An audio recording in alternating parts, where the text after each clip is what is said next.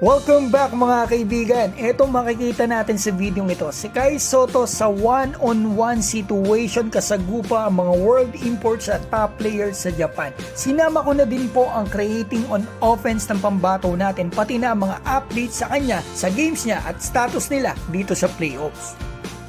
Simulan po natin dito, total ang dami nagtatanong. Meron pa pong 10 games ang Yokohama B Corsair, sila Kai Sotto dito sa Japan B-League. So ito yung schedules para maabangan po natin. At kung itatanong nyo naman po sa akin kung ano ang lagay ng Yokohama para dito sa playoffs, kung may pag-asa pa ba sila o meron pang chance na makapasok. Ito masasabi ko laglag na po talaga ang Yokohama B Corsair. Hindi pa lamang po talaga official kasi may mga games pa po sila. So ito dalawa lang po kasi ang papasok na team dito sa wildcard bracket at rank number 11 po ang Yokohama dito dahil na rin po sa pagkatalo nila, mga pagkatalo nitong mga nakarang araw.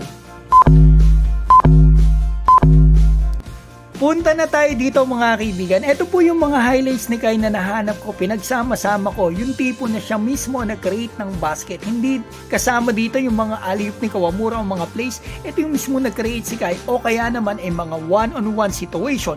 Kalaban ng mga ex-NBA players, top players at mga world imports sa Japan. So nakita natin kanina Quincy Miller, NBA player dati. Ito NBA player din. Naglaro pa ito dito sa Houston Rockets at Philadelphia 76ers. Nakakatuwa. Meron tayong kababayan, purong Pinoy na ganito. Ang mga kabantayan talaga, hirap bantayan ang kababayan natin, especially sa one-on-one. Kita nyo naman. Talagang makikita natin dito sa mga nakaraang games niya, lagi siyang dinodouble. So, ibig sabihin talaga, malakas na talaga ang kababayan natin at nakakatuwa po talaga yun. So, ito, kasagupan ni Kai dito si Nick K, Mythical 5 ng NBL. Ito, another Mythical 5 ng NBL, John Mooney, a one-on-one, nag-MVP pa to dito sa NBL. Yung kanina naman, a while ago na si Nick K, nag-MVP sa New Zealand NBL. So, ito yung replay. Panoorin natin. Ganda to, nakikita natin si Kai Sotto versus top players dito sa Japan B-League. So, ito, dating NBA player Nick Pasikas. Ang gandang galaw, one-on-one dito sa kababayan natin. So, tingnan pa natin yung gagawin dito ni Kai.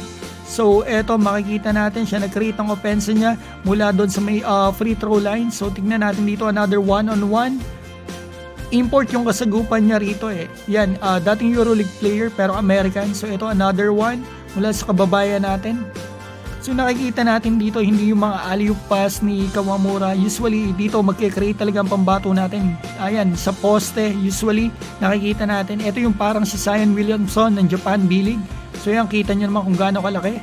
Matangkad pa yan kay Zion mga kaibigan, pero pareho sila ng pangangatawan. So ito dating NBA player, long hair na ngayon. So yun, makikita natin sa one-on-one.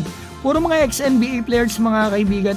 Totoo, kita naman natin nahirap talaga rin sa kababayan natin. Hirap silang bantayan ng kababayan natin kaya usually nagdo-double ngayon dito sa pambato natin. So ito another one, final dito ng ex-NBA player ang pambato natin.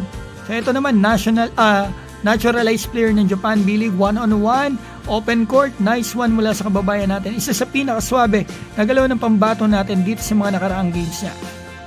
Mahirap yan. Hindi ko kaya yan. Kung kaliwa, kaya ko yun sa limahan lang. Si Kai sa higher level, syempre.